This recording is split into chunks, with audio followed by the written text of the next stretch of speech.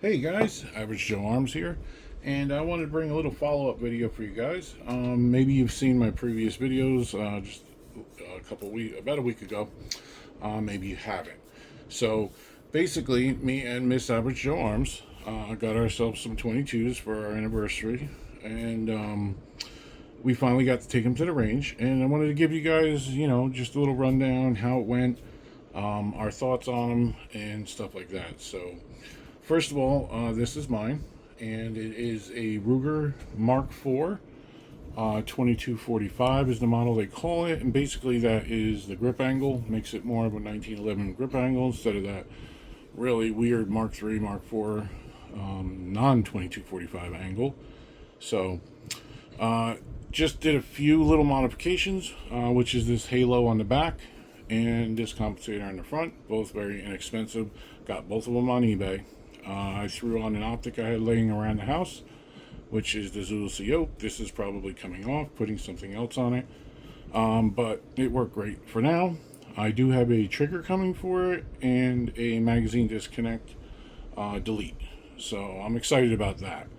One of the things I really didn't like about this is the way the whole magazine disconnect thing works. You can't even feel a trigger reset.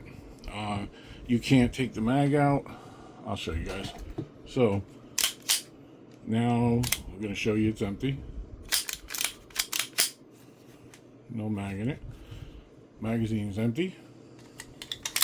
Okay, so when you have it pulled back like that, you can't drop this slide or bolt, whatever you want to call it. It's not really a slide, it's more of a bolt. You can't drop it with the mag in. So you have to take the mag down and then drop it. Once it's dropped, you can't pull the trigger. Well, you can pull it, and nothing's going to happen until you put the mag back in. So if you were to pull the trigger, now if you want to test the reset, see, as soon as you push that mag release, it pushes the trigger up. You can't do it. So that kind of sucks. I just don't like it, that whole system, but I get it. Whatever. For very inexpensive, I can delete it. So that's what I'm going to do. As far as the gun, it's heavy, which is nice. And it performed flawless. We both shot a box of Winchester White Box 22 hollow point. And they were a box of 222. That's how they came. And we each shot one. One through this, one through that. I shot some of hers. She shot some of mine. And we liked some things about one, some things about the other, but I was very, very happy with this. Out of the 222 rounds I shot through this, I had one time where I had to pull the bolt out and eject the shell because it didn't go off, and that's due to 22 rimfire, 1 out of 222. I'm pretty stoked about that. Not a single malfunction with the gun. One of the things I don't like, it's only a 10 round, but it is what it is. And this is mainly for Steel Challenge competitions. That's one of the reasons I got it. And you shoot, 5 at a time there. So it's not, for that, it's perfect. But I really like it. I'm very happy with it. Miss Average Joe Arms liked it a lot too. And she shot it very well.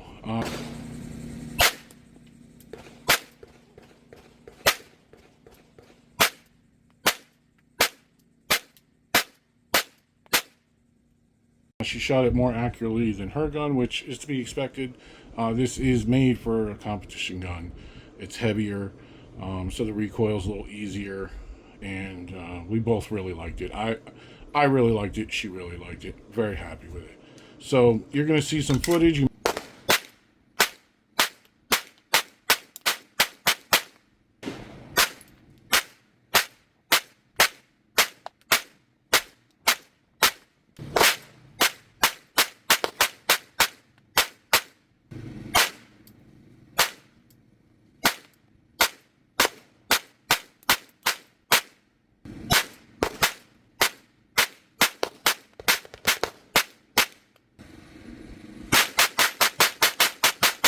I make these videos, I don't know where I'm going to put in footage. So you'll see how it shoots. Really very, very, very happy with it. And I got the lock grips on there too. Happy with them. They feel great in the hand. Gun was just absolutely excellent. Very happy with it. Now, this is the Taurus TX22, and it's called the Toro model. I think that has something to do with the optic system that Taurus uses. This is not a suppressor. This is a Strike Industries, I forget what it's called, but basically it's like a compensator. It forces air in all directions on a 22. It doesn't really do much, but we thought it was really cool, and I liked it. It came with a Viridian green dot, which we both were very, very fond of. When I got it, it wasn't on the gun. I had to install it myself, but it came with the gun. I wasn't too sure how I was going to like it, but both of us really liked it. It is a nice, crisp, clean dot, nice window. For what it is, we really enjoyed this dot, both of us, and I'm very happy with the dot. Other than that, there's no anything special on here. Very easy to rack, which is good for Miss Average Joe Arms. And just really nice gun. Feels great in the hand.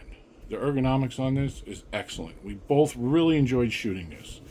The reason I haven't met, it's kind of like a big but.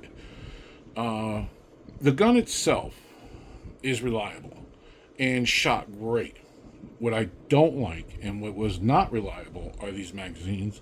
And I already showed you once, but the gun is empty. Nothing in it. No magazine in it. Okay. Magazines, empty. Nothing in them. Nothing in them. Now, it didn't seem to matter which magazine we used. This one is a 16-round magazine. And this one is a 22, I believe, or 26. I'm sorry, guys. When I made this original video, I forgot to. I'll put it up in there. But anyway, it didn't seem to matter which magazine we used. We were having multiple issues, and they were all related to these magazines. Maybe if we weren't using soft hollow points too, that could be the reason. But these are double stack 22 magazines. And if you know how a regular, bullet works, let's just grab real quick. When you have a regular bullet, your whatever you want to call it here, your rim, where it shoots, whatever. Sorry, guys. But anyway, it's the same width as the rest of the bullet, okay? And maybe just a tiny bit more to hold it, whatever. When you got a 22, you can see the back is much wider than the rest of the shell, okay? So, when you put multiples of these in a magazine together, they just fit nice and slide right next to each other. See how they can go back and forth, doesn't matter. That's great. I'm sorry, I don't mean to explain to you guys like a 5-year-old, but that's how I learn things. So now when you got the 22s, they don't do that. They kind of stack on each other. If I had another 22 laying around, this one just happened to be laying on my desk, but they just like stack on each other, and it gets pretty wonky in here. When you look in, you'll see the backs all intertwined. And what would happen is that as long as it's like this, we were fine. But they would get caught, and the nose would be down just a little like that, and they would not load the next round. Or half load it to where it would squish half the bullet. And let's see. I don't know if you can really tell, but they were getting stuck below the feed ramp, which that's the feed ramp there. You can see it's nice and small. And I'm going to show you. We're not going to drop the hang on this, but you see how it's supposed to hit that feed ramp when it's up. When the nose was down, it would just clunk into the side. Let's get that out of there. And let's get this out of here. Okay, so as you can see, we're empty. We're empty. We're empty. So it would get stuck like that a lot, or even back further like that, and that was the major issue we were having. It seemed like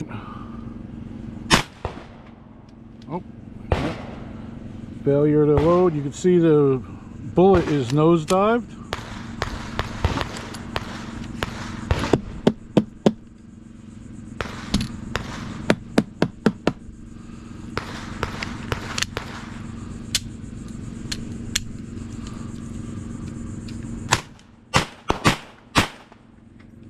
Again, nosedive.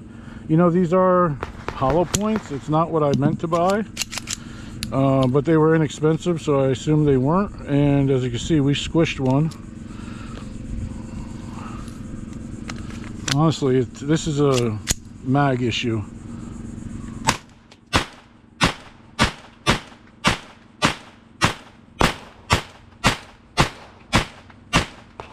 The more we shot it, it got a little better. And there was times like Miss Aboriginal Arms was shooting 2-3 mags in a row and not having any issue.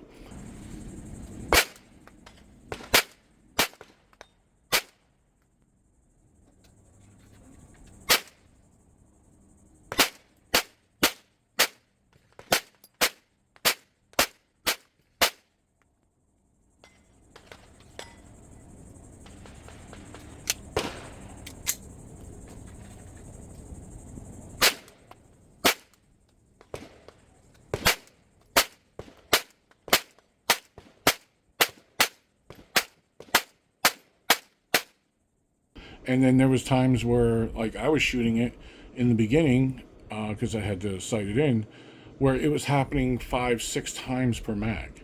It was really frustrating. I wanted to do some quick shots and stuff like that, and I just couldn't do it. It just was not shooting. So that kind of sucked. But the gun itself shot great. She loves shooting it. I love shooting it when it's shot. And for the price and everything we got with it, I still think it's a great deal. I'm still glad we got it. And I think that if we just get some regular ball ammo, round nose, I think that'll take care of a lot of the problems. We ordered some, so we'll see.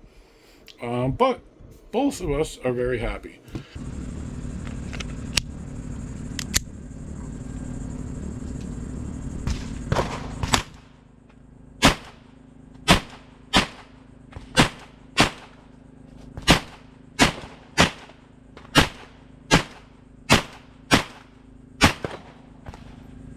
So we had 2 boxes of 222 rounds. So that's 444 rounds. Those boxes were like $15 each. So for $30, we shot 444 rounds. Now that's awesome. For 500 rounds of 9mm, which we also shot that day, because we shot like 944 rounds, we shot 500 rounds of 9mm. Those 500 rounds were 140 something. So big difference, and we had a lot of fun. Like I said, reloading's a little tough on these mags. It did come with a little thing to help. It didn't really help much. Mine, we have this thing here. I think I left the mag in it. They make things too to help. So as you can see, this little guy goes over like that. It helped when you put it down like that, and you just this one, like I said, not too bad. This was a little bit of a pain in the butt. Alright guys, so I'm just going to show you what I did. Very easy. I had an Allen key with me, and I just kind of stuck it in like that, and I just pulled it down as I went. This one only went down a certain distance, but that helped. Kind of just like a little cheap reloader. On these mags, it does have this button here, but they're kind of really in there, but much easier. This wasn't bad at all. But like I said, the big boys don't have that button. They just have that hole, and you know, most of us carry Allen keys in our bags, you know, so that was pretty easy of a fix. Don't need no expensive loader or nothing, just an Allen key. And if you have any questions, the Taurus TX22 or the Ruger Mark IV 2245, let me know. That Viridian green dot, maybe the Zulasi. I've had the Zulasi a while. It's been on a lot of different guns. I love it on my PCC, but I went with something else. So any questions on anything, guys, let me know. I appreciate each and every one of you. Stay safe and take care of each other. Aboriginal Arms.